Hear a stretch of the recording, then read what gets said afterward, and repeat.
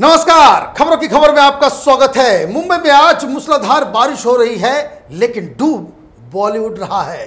ये फिल्मी दुनिया, ये चमकती हुई दुनिया, उस पे अब बहुत ही बड़ी मुसीबत आने वाली है, क्योंकि आज 4-5 ऐसी खबरें मुंबई से आई है जिसे सुनकर आप दंग रह जाएंगे। एक तो बहुत बड़ा खुलासा सुशांत सिंह राजपूत के दोस्त युवराज सिंह ने किया है, जिससे अब ये लग रहा है कि ये रिया चक्रवर्ती कोई प्रेम प्रसंग, कोई बॉयफ्रेंड और लिव इन रिलेशन की वजह से नहीं, बल्कि वो एक विष कन्या के रूप में सुशांत सिंह राजपूत के पास भेजी गई थी। इसके बारे में कई सारी ऐसी जानकारियां एनसीबी की जांच से बाहर आ रही है, जिसे सुनकर कई लोग कांप उठेंगे कि किस तरीके से रिया चक्रवर्ती ने सुशांत सिंह राजपूत के कैरियर तो खत्म किया ही, साथ ही साथ सुशांत सिंह राजपूत की जीवन लीला भी खत्म कर दी। इसके बारे में डिटेल इसके क्या है वो मैं आपको आगे बताऊंगा। लेकिन दूसरी बड़ी खबर वो एनसीबी से ही आ रही है, जहां आज तीसरे दिन जया शाह को पूछताछ के लिए बुलाया गया और खबर ये आ रही है कि आज वो बिल्कुल ही टूट गई है। वो रो रही है अपनी जान बचाने के लिए। सारे जो राज अब तक छिपे हुए थे बॉलीवुड के, उसे खोल रही है। वो क्या क्या खुलासा कर रही है, किस तरीके से और भी बड़े लोगों के नाम लिए हैं, ये अपने आप में बहुत बड़ा एक प्रश्न चिन्ह लगाता है कि जो अब तक बॉलीवुड को डिफेंड कर रहे थे, उनके मंशा के ऊपर, उनके सूत्रों के ऊपर। और तो और जो तीसरी बड़ी खबर ये आ रही है कि 2 और एक्टर्स के घर पे एनसीबी का इस वक्त छापा चल रहा है। ये छापेमारी कहां हो रही है, किन एक्टर्स के घर हो रही है, ये मैं आपको आगे बताऊंगा। और चौथी खबर कंगना रनौत से जुड़ी हुई है, जिसे लेकर मुंबई में काफ़ी हलचल है। पॉलिटिकल सर्कल में इसके बारे में काफ़ी बातचीत की जा रही है, क्योंकि संजय राउत के लिए कोर्ट से एक बहुत बड़ा झटका लगा है। झटका इसलिए लगा है कि कंगना रनौत ने एक अर्जी लगाई थी कि जो उसके घर के ऊपर बुलडोजर चलाए गए थे, उसके लिए संजय राउत और बीएमसी के अधिकारी को भी आरोपी बनाया जाए। और कोर्ट ने कंगना के इस रिक्वेस्ट को मान लिया है। मतलब संजय राउत साहब इस बुलडोजर के चक्कर में पूरी तरीके से फंस गए हैं। अब उनका क्या जवाब होता है, क्या वो बोलते हैं इसके ऊपर, वो आने वाले वक्त में पता चलेगा। लेकिन सबसे जो बड़ा खुलासा हो रहा है, वो खुलासा हो रहा है कि रिया चक्रवर्ती क्या एक विष कन्या बनकर वो सुशांत सिंह राजपूत की जिंदगी को तबाह और बर्बाद करने आई थी। क्योंकि जिस तरह के खुलासे हो रहे हैं, एक कंपनी का नाम आ रहा है जिसका नाम है क्वान। ये क्वान कंपनी क्या है? ये क्वान कंपनी ये वैसे तो टैलेंट मैनेजमेंट, सेलिब्रिटी मैनेजमेंट की कंपनी है, लेकिन अब इसके सारे कच्चे चिट्ठे खुल रहे हैं। ये पता चल रहा है कि ये एजेंसियां ये टैलेंट मैनेजमेंट नहीं करती, ये एक्टर और एक्ट्रेसेस जो बॉलीवुड गैंग है, इनके शौक को पूरा करती है। वो शौक कुछ भी हो सकता है, नशे का हो सकता है, जिस्म का हो सकता है, किसी भी अलग अलग किस्म के घृणित कामों की जो ख्वाहिश हो सकती है, उसे पूरा करने में ये जुटी हुई थी। और इसलिए इसके जो सीईओ को पूछताछ लगातार किया जा रहा है। जिस वक्त मैं रिकॉर्ड कर रहा हूं, एनसीबी इसके जो सीईओ हैं ध्रुव, उससे पूछताछ जारी है। और अब ये पता चल रहा है कि जितने भी ड्रग्स की डीलिंग हो रही है ए लिस्टर्स के साथ, उसे मुहैया कराने वाला यही कंपनी के एजेंट मैनेजर्स और ये कंपनी है। और सबसे जो बड़ा जो संयोग कहें या खुलासा कहें, और या यूं कहें कि ये जो बात सामने आई है, उससे रिया चक्रवर्ती अंदर से हिल चुकी होगी। क्योंकि अब बचने का रास्ता तो बिल्कुल ही कम दिख रहा है। क्योंकि ये जो क्वान कंपनी है, इस क्वान कंपनी के साथ सुशांत सिंह राजपूत का भी डीलिंग था। और ये सुशांत सिंह राजपूत ने 62 लाख रुपए दिए थे अपने करियर को मैनेज करने के लिए। जो सेलिब्रिटी मैनेजमेंट कंपनी उसको हायर किया था, कितने रुपए दिए थे? 62 लाख। और जुलाई 4 तारीख को क्वान कंपनी ने 22 लाख रुपए रिया चक्रवर्ती के बैंक अकाउंट में दिए।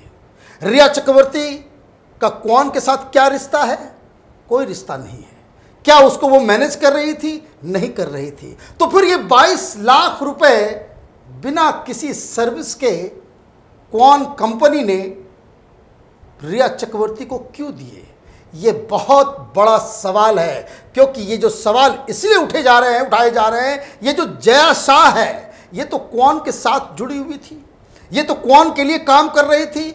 और जिस तरह से दीपिका का नाम इस पूरे स्कैंडल में आया है, ड्रग रैकेट में आया है, उससे ये पता चल रहा है। और तमाम तरह के लोगों के जो छापामारी हो रही है, और जो 5-7 जो अभी ए लिस्टर्स जिनके फ़ोन के जो डाटा को जो डंप किया गया है, उनके व्हाट्सएप चैट से जो निकाला गया है, उससे एक बात की पुष्टि हो रही है कि जो तथाकथित पार्टियां होती थी, ये तथाकथित जो ड्रग्स पार्टियां होती थी, जहां नए नए एक्टर एक्ट्रेसेस सबको बुलाया जाता था, जिनको वहां mentally, economically and sexually exploit किया जाता था, वो पार्टियां, वो ऑर्गेनाइज करने वाली यही टैलेंट कंपनी, ये सिर्फ अकेली कंपनी नहीं है। इस तरह के और जो तमाम जो तथाकथित टैलेंट कंपनियां हैं, टैलेंट मैनेजमेंट कंपनियां हैं, ये इन कंपनियों का धंधा ही यही है कि आप उस तरह के न्यू कमर्स को लाएं, उस तरह के एक्टर एक्ट्रेसेस जो 1-2 फिल्में जिन्होंने की है, फिर उसका करियर चौपट हो गया है, उसे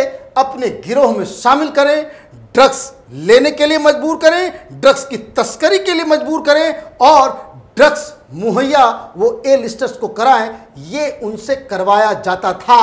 ये सारे खुलासे सुशांत सिंह राजपूत के दोस्त युवराज सिंह कर रहे हैं। और मजेदार बात क्या है, ये जो क्वान कंपनी का जो सीईओ है ध्रुव, उसका भी ये मित्र है। और ये साफ साफ इन्होंने खुलासा किया है कि ये जो सारी कंपनियां होती हैं, वो दरअसल बॉलीवुड में सरांध फैलाने के लिए वो काम करती हैं।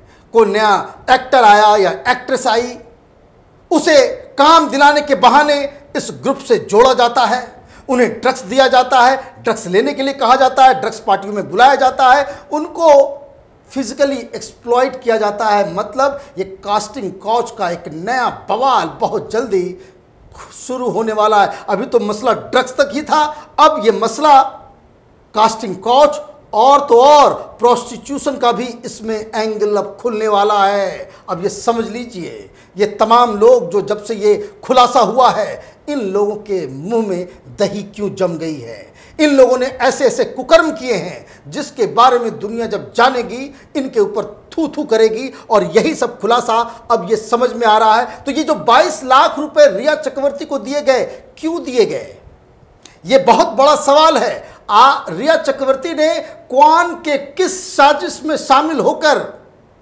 वो कौन सा काम किया जिसकी वजह से 22 लाख रुपए क्वान ने उसके बैंक अकाउंट में ट्रांसफर किए। बैंक अकाउंट ट्रांसफर उसका तो पूरा डिटेल ईडी के पास है। ईडी ने ये सवाल उठाया था उस वक्त, लेकिन उस समय लग रहा था कि नहीं, कोई अंदर की बात होगी, पैसे लूट रही होगी। लेकिन अब तो ये समझ में आ रहा है कि क्वान ये कोई पैसे के चक्कर में नहीं था, वो तो उन एक्टर और एक्ट्रेसेस को सबक सिखाना, उन लोगों को बॉलीवुड से बिल्कुल बाहर का रास्ता दिखाने में जुटे हुए, जो लोग इस ड्रग्स सर्किल में, ये जो कास्टिंग काउच का सर्किल है, ये जो प्रोस्टिट्यूशन का सर्किल है, वो जो उसमें इन्वॉल्व नहीं है। ये युवराज सिंह का खुलासा है। वो कह रहा है साफ साफ कि जिस तरीके से ये कंपनियां गंदगी फैलाती है, उसकी कोई मिसाल नहीं है, और इन लोगों के खिलाफ कार्रवाई होनी ही चाहिए। और ये जया शाह, जो आज तीसरे दिन एनसीबी में उनसे जब पूछताछ किया जा रहा है, तो वो बिल्कुल टूट गई है, क्योंकि ये सारे साक्ष्य, ये सारे सवाल ये पूछे जा रहे हैं। तो उसने अब नाम लेना शुरू कर दिया है, इन सारी चीज़ों को कंफर्म कर रही है वो। क्योंकि दीपिका से भी इसका एंगल है, क्योंकि जया शाह खास करके एक ऐसे व्हाट्सएप ग्रुप की वो एडमिन थी, जो एडमिन जिन्होंने वो ग्रुप बनाया था, जिसमें ये तमाम एलिस्टर्स उसके मेंबर थे। और उस ग्रुप में जो व्हाट्सएप चैट हो रहा है, उससे ये सारी बातें जो हमने बताई है, वो उसकी पुष्टि हो रही है। इसलिए ये नेक्सस, ये साजिश और ये जो पूरा गेम है कि किस तरह से किसी एक्टर के करियर को तबाह करना है, किस तरह से बर्बाद करना है, कैसे किसी को गैंग में शामिल करना है, उसके लिए उसको क्या क्या करना पड़ रहा है, ये सारी चीज़ें अब एनसीबी के सामने है। अब सवाल ये है कि रिया चक्रवर्ती क्या किसी साजिश के तहत सुशांत सिंह राजपूत के जीवन में आई? क्या वो ड्रग्स का जो धंधा था उसके लिए वो वहां पे पहुंची थी? बहुत सारे सवाल अब इससे खड़े हो गए हैं, जिससे अब रिया चक्रवर्ती को मुक्ति नहीं मिल सकती है। एक तो 14 दिन की और एक्सटेंशन मिल गई है एनसीबी को उसको हिरासत में रखने के लिए। आज हाईकोर्ट में एप्लीकेशन लगाया गया था, बारिश ज़्यादा है इसलिए सुनवाई नहीं हो सकी। और जो बताया जा रहा है, जो खबर आ रही है, जिसके ऊपर खबरों की खबर तृप्ति श्रीवास्तव करेंगी, जिन्हें बताएंगी कि किस तरह के घटिया से घटिया आरोप रिया चक्रवर्ती ने सुशांत सिंह राजपूत पे लगाए हैं। और उस वीडियो को देखना आपके लिए ज़रूरी भी होगा, क्योंकि आपको तब पता चलेगा कि ये लड़की रिया चक्रवर्ती जो राजदीप सरदेसाई के साथ जो इंटरव्यू के दौरान बोल रही थी और अब जो बेल के लिए जो उसने एप्लीकेशन लगाई है और उसमें सुशांत सिंह राजपूत के बारे में जो बोल रही है, उसमें कितना आसमान और ज़मीन का फ़र्क है। लेकिन एक और खबर जिसे लेकर मुंबई में खलबली मची हुई है, वो कंगना रनावत से। उन्होंने कोर्ट में ये अर्जी लगाई कि जिन लोगों ने हमारे घर के ऊपर बुलडोजर चलाए वो उन्होंने इल्लीगल काम किया, और ये जो इल्लीगल काम है इसके लिए वो बीएमसी के एक अधिकारी और संजय राउत को भी पार्टी बनाना चाह रही थी, जिसकी वजह से आपको याद होगा पिछले 2-3 दिन से संजय राउत चूहे की तरह टेलीविजन पे बोलते हुए नजर आ रहे थे कि ये काम तो बीएमसी ने किया, बीएमसी इंडिपेंडेंट ऑर्गेनाइजेशन है, उसे हमारा क्या लेना देना। अगर आपका लेना देना कुछ नहीं है तो आपने ये क्यों बयान दिया था कि उखाड़ लेंगे, उखाड़ दिया। इस तरह के जो बयान आए हैं, तो कोर्ट में आज जो सुनवाई हुई, सुनवाई के दौरान इन्हें भी पार्टी बना लिया गया है। लेकिन सबसे मज़ेदार बात इस सुनवाई के दौरान ये हुई कि जब जज साहब ने कहा कि आप इसे एक पार्टी तो बना रहे हैं, लेकिन एक मौका संजय राउत को भी देना चाहिए। कोर्ट ने कहा कि जो सीडी आपने जमा कराई है उस पर संजय राउत को अपने बचाव करने का एक मौका देना चाहिए, क्योंकि अगर कल वो ये कह दें कि ये ऐसी बात मैंने नहीं कही, ये मेरी आवाज़ नहीं है, ये सीडी में जो कंगना रनावत जो ये कह रही है कि हमने इस तरह की कोई थ्रेटिंग दी थी कि उखाड़ देंगे, तो ऐसा मैंने कभी कुछ बोला नहीं, तो कहने का मतलब ये है कि जज साहब ने भी मजा ले लिया। मजा इसलिए ले लिया क्योंकि ये खुली चुनौती है संजय राउत को कि या वो कायरों की तरह भाग जाते हैं मैदान से, पलटी मार देते हैं, यू टर्न ले लेते हैं और ये कहते हैं कि हमने तो कभी कंगना को कभी हमने कोई धमकी दी ही नहीं, या फिर वो कंगना की इस चुनौती को स्वीकार करते हैं और कहते हैं कि हाँ मैंने कही थी इस बात को और इसके लिए कोर्ट से जो सज़ा मिलेगी उसको लेने के लिए, उसको एक्सेप्ट करने के लिए वो तैयार हैं। मतलब ये कि कंगना की इस चाल में संजय राउत तो फंसे ही, साथ ही साथ वो अधिकारी भी अब फंसता हुआ दिख रहा है जिसने कंगना रनावत के घर पे बुलडोजर चलाने की अनुमति दी थी, क्योंकि कोर्ट ने उनसे बहुत ही कड़े लहजे से पूछा है कि कंगना के घर के बगल में जो केस मनीष मल्होत्रा का के बिल्डिंग का है उसकी अभी क्या स्थिति है, क्या वहाँ बुलडोजर चला है या नहीं चला है। कोर्ट ने एक सवाल और किया कि आपने जो अपने रिप्लाई में ये कहा है कि 2012 के किसी कानून को आपने इन्वोक किया है कि 24 घंटे में उसको डिस्ट्रॉय करने वाली बात, तो क्या इसका पालन मुंबई में हर जगह हो रहा है। तो कहने का मतलब ये है कि कंगना अपनी जो लीगल बैटल कोर्ट के अंदर लड़ रही है उसमें कंगना जीत की ओर अग्रसर है। हमारी नज़र इन सारी तमाम खबरों पे ऊपर बनी हुई है। आप देखते रहिए कैपिटल टीवी। हमारे वीडियोस को लाइक कीजिए, शेयर कीजिए और हमारे चैनल को सब्सक्राइब कीजिए। धन्यवाद।